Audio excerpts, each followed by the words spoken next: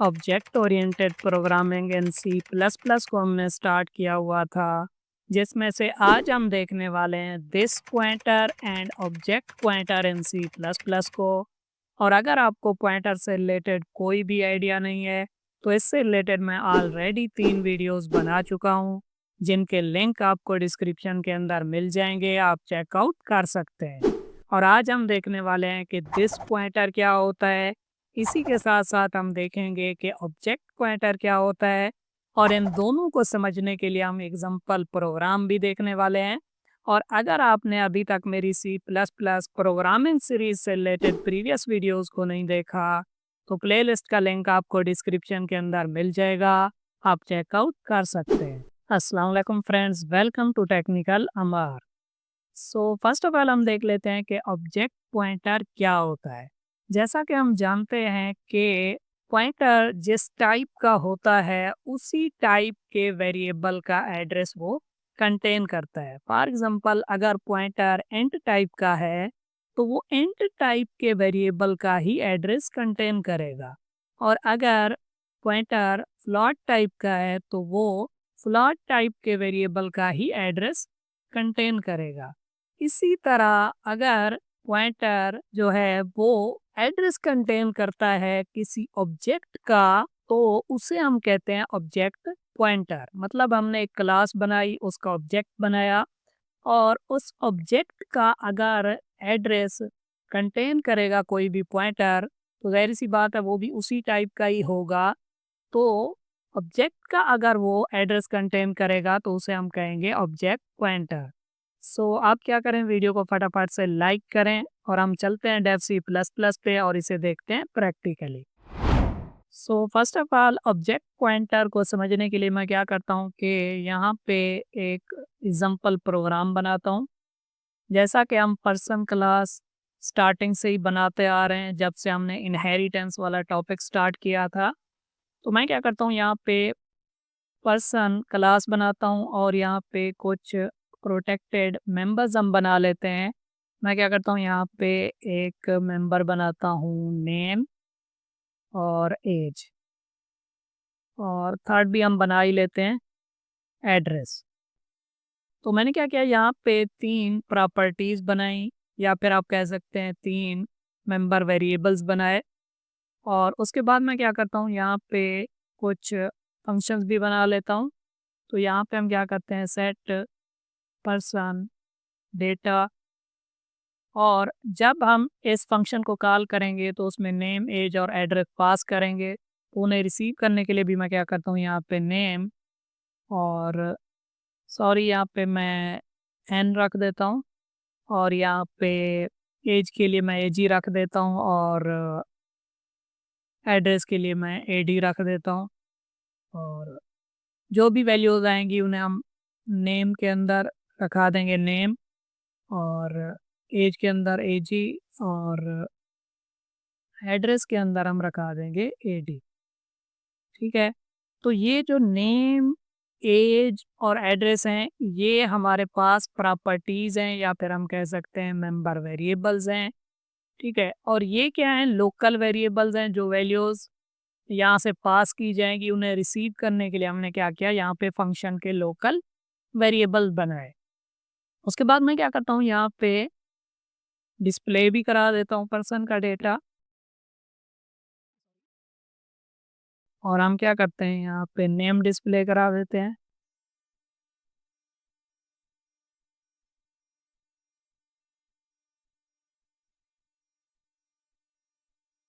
और यहाँ पे एड्रेस डिस्प्ले करा देते हैं। सो इस तरह मैंने क्या किया, पर्सन नाम की एक क्लास बनाई, उसके अंदर कुछ मेंबर वेरिएबल बनाए और कुछ मेंबर मेथड्स बनाए। अब हम क्या करते हैं कि इस क्लास का एक ऑब्जेक्ट बनाते हैं। तो मैंने इस क्लास का ऑब्जेक्ट बनाया पी आर के नाम से, यानी पर्सन, और उसकी मदद से मैं क्या करता हूँ, सेट पर्सन डेटा फंक्शन को कॉल करता हूँ। और यहाँ से हम कुछ वैल्यूज़ पास करते हैं, जैसा कि नेम पास करते हैं अमार, और एज पास करते हैं 27, और एड्रेस हम पास करते हैं यहाँ से फॉर एग्जांपल लाहौर। उसके बाद मैं क्या करता हूँ, पी आर की मदद से display P R display person data function को कॉल करता हूँ। सो अब अगर हम इस प्रोग्राम को कंपाइल एंड रन करेंगे तो क्या होगा, सेट पर्सन डेटा फंक्शन की वजह से यहाँ पे नेम, एज और लाहौर पास हुआ और इन वेरिएबल्स के अंदर हमने उन्हें रिसीव किया। और हमने क्या किया, ऑब्जेक्ट के जो मेंबर वेरिएबल्स थे नेम, एज और एड्रेस, उनके अंदर वैल्यूज़ रखाए। उसके बाद हमने क्या किया, ऑब्जेक्ट की मदद से इस फंक्शन को कॉल किया। तो इस ऑब्जेक्ट के जो मेंबर्स थे नेम, एज और एड्रेस, क्योंकि उन्हें हम ऑलरेडी सेट कर चुके थे तो उनकी वैल्यूज़ यहाँ पे प्रिंट आउट हो जाएंगी। सो आप यहाँ पे देख सकते हैं कि नेम हमें मिल रहा है अमार 827 और एड्रेस लाहौर। सो अब अगर मैं चाहूँ तो मैं एक पॉइंटर वेरिएबल भी बना सकता हूँ। पॉइंटर वेरिएबल का नेम मैं रखता हूँ यहाँ पे पीटीआर। और क्योंकि मैं ऑलरेडी एक्सप्लेन कर चुका हूँ कि ये एक स्पेशल टाइप का वेरिएबल होता है जिससे पहले हमें स्टैरिक का सिंबल लगाना पड़ता है। तो ये क्या है, पॉइंटर है। अब पॉइंटर क्योंकि पर्सन टाइप का है तो ये पर्सन टाइप का जो ऑब्जेक्ट होगा उसका एड्रेस कंटेन कर सकता है। आप ऐसा नहीं कर सकते कि आप इंट टाइप का एक पॉइंटर बनाएं पी और आप क्या करें, पी के अंदर एड्रेस रखा दें पर्सन का, यानी कि इस ऑब्जेक्ट का।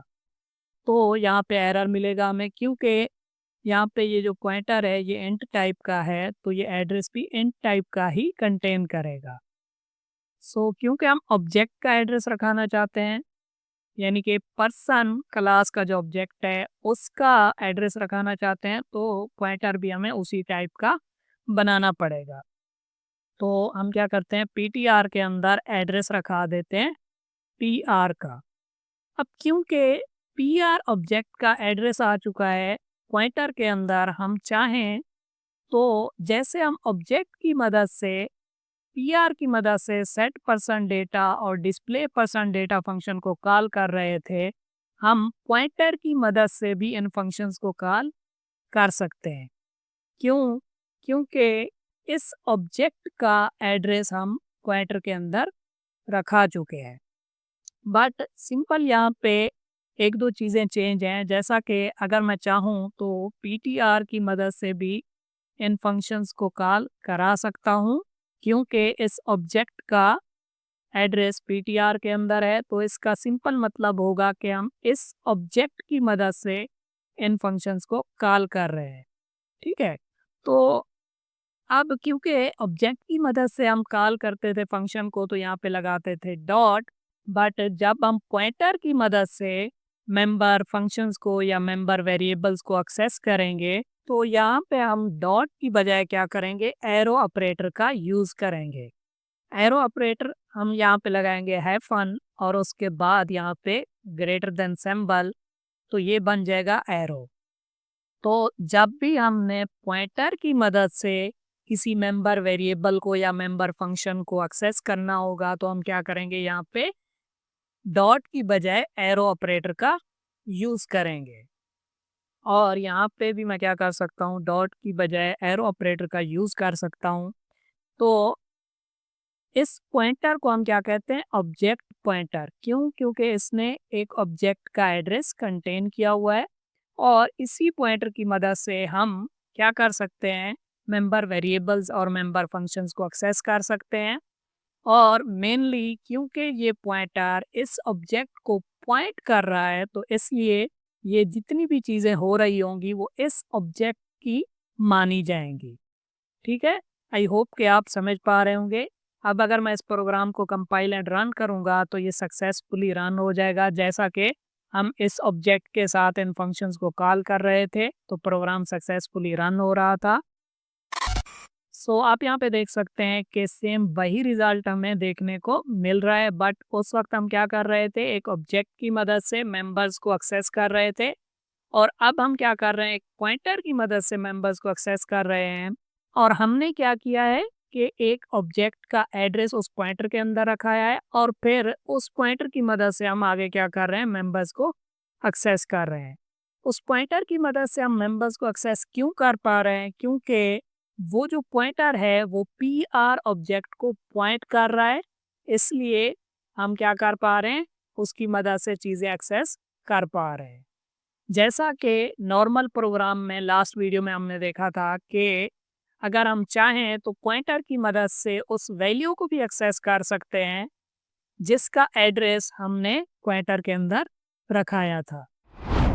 सो आई होप कि आप समझ पा रहे होंगे कि पॉइंटर को हम किस तरह से यूज़ कर सकते हैं ऑब्जेक्ट ओरिएंटेड प्रोग्रामिंग के अंदर, और किस तरह से हम ऑब्जेक्ट का एड्रेस रखा सकते हैं पॉइंटर के अंदर, और किस तरह से उस पॉइंटर की मदद से हम चीज़ों को एक्सेस कर सकते हैं। सो अब हम देख लेते हैं कि दिस पॉइंटर क्या होता है। सो फर्स्ट ऑफ ऑल मैं क्या करता हूँ कि प्रोग्राम को रिवर्ट करता हूँ, और हम क्या करते हैं यहाँ पे पी आर की मदद से ही सेट पर्सन फंक्शन को कॉल करते हैं, और पी आर की मदद से ही हम क्या करते हैं, डिस्प्ले पर्सन डेटा को कॉल करते हैं। और यहाँ पे मैं क्या करता हूँ, इस पॉइंटर वाला कोड जो है इसे इरेज कर देता हूँ।